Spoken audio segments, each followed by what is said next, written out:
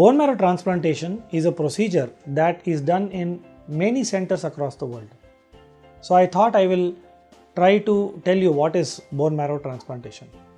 Let's talk about what is bone marrow. Bone marrow is nothing but the factory of blood in our body. Basically, bone marrow constitutes what we call as stem cells or mother cells, which when stimulated can develop into either WBCs or white blood cells, RBCs or red blood cells, and platelets. And we know that red blood cells are responsible for providing oxygen, the WBCs are responsible for providing immunity, and platelets are responsible for preventing bleeding from our body. So when the stem cells of an individual are transferred to either the same individual after high dose chemotherapy or transferred to another individual, then this procedure is called as bone marrow transplantation.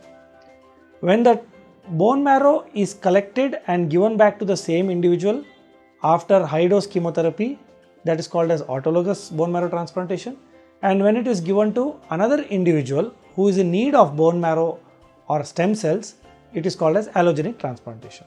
In the previous years, bone marrow transplantation was abbreviated as BMT. Today, the full form of BMT by transplant physicians such as myself is blood and marrow transplantation and not bone marrow transplantation.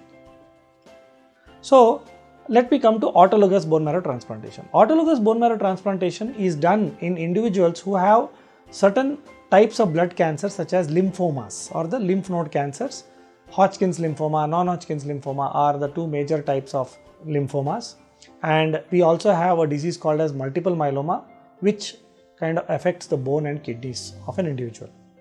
So in this type of autologous bone marrow transplantation, after giving high dose chemotherapy to destroy the lymphoma cells or the myeloma cells, the stem cells of the same individual which were collected and kept in the fridge before giving high dose chemotherapy are then returned back to the same individual so that the formation of blood resumes in that same individual.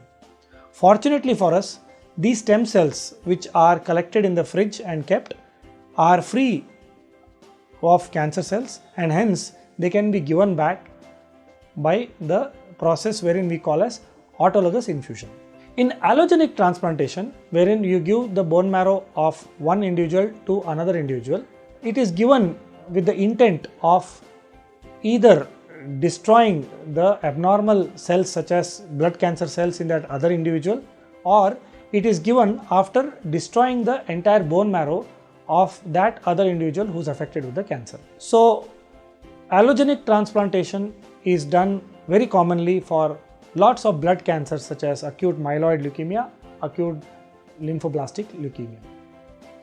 It is also done in the pediatric age group for children who are affected with thalassemia, sickle cell disease, aplastic anemia, and many such indications.